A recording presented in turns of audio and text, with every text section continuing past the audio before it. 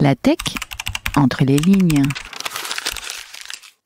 Bon, Louis, aujourd'hui, je crois que tu as envie de commencer avec une petite devinette, c'est bien ça ? À votre avis, si on prenait les données d'entraînement de GPT-3 et qu'on les imprimait pour en faire des bouquins qu'on empilerait les uns sur les autres, ça ferait combien de tours Eiffel ? Je sais pas, 42, il paraît que c'est la réponse universelle. Alors, quand même pas à ce point-là, 18 tours Eiffel. Il y a 570 gigabytes de données d'entraînement pour l'outil d'OpenAI dans sa version 3.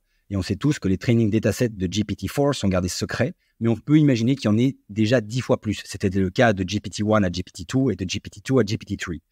Alors on se dit que c'est beaucoup. Et d'ailleurs, 6 chercheurs de différentes institutions, dont le laboratoire en informatique et en IA du MIT, se posent une question. Est-ce qu'on ne va pas manquer de données dans le futur pour nourrir les modèles de langage ou, pour citer le nom de leur article, « Will we run out of data? An analysis of the limits of scaling datasets in machine learning ». Ce qui est cocasse, c'est que ce papier est sorti fin octobre 2022, soit un mois pratiquement jour pour jour avant la sortie du tonitruant ChatGPT. Mais qu'est-ce qui leur fait dire qu'on manque de données ? C'est parce que ce n'est quand même pas ce qui manque, a priori. Ils partent de la comparaison de deux courbes. L'une qui suit l'évolution des besoins en données des Large Language Models et l'autre qui prédit la production et l'accumulation de données par les utilisateurs. Et selon eux, on pourrait manquer de données qualitatives dès 2026. Qualitatif, c'est important, car ce sont précisément sur ce type de données, comme des livres, des articles scientifiques, des articles de journaux, etc., que sont entraînés les modèles. C'est pas du dernier tweet de ta nièce qu'on va manquer, mais bien de textes plus profonds, plus recherchés, mieux construits.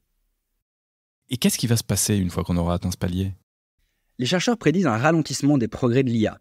Alors, rassurez-vous, c'est pas du tout certain qu'on en arrive là. D'abord parce que les données d'entraînement ne sont qu'un des 3 paramètres qui prédisent la performance des modèles de langage, auxquels il faut ajouter d'une part les algorithmes et d'autre part la puissance de calcul. Là, on dit coucou à la loi de Moore. Donc même si on ne change pas les données, on a toujours 2 leviers d'accélération. Les auteurs rappellent également que 50% des progrès sont liés à la quantité des données d'entraînement, ce qui veut donc dire que 50% sont liés à d'autres choses, comme des meilleurs algorithmes ou davantage de puissance de calcul. Toi, évidemment, tu as un avis là-dessus. Alors, on sort un petit peu de l'article, mais je voudrais dire 2 choses qui me semblent intéressantes.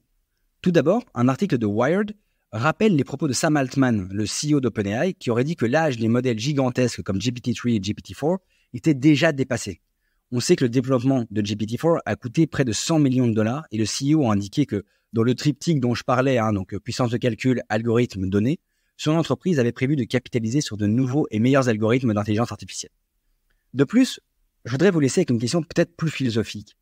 Est-ce que le langage et sa finesse s'améliorent forcément avec davantage de mots, de textes, de blabla ? Ou bien faut-il à un moment y mêler l'expérience proprement humaine de la vie pour appréhender le langage et le réel ?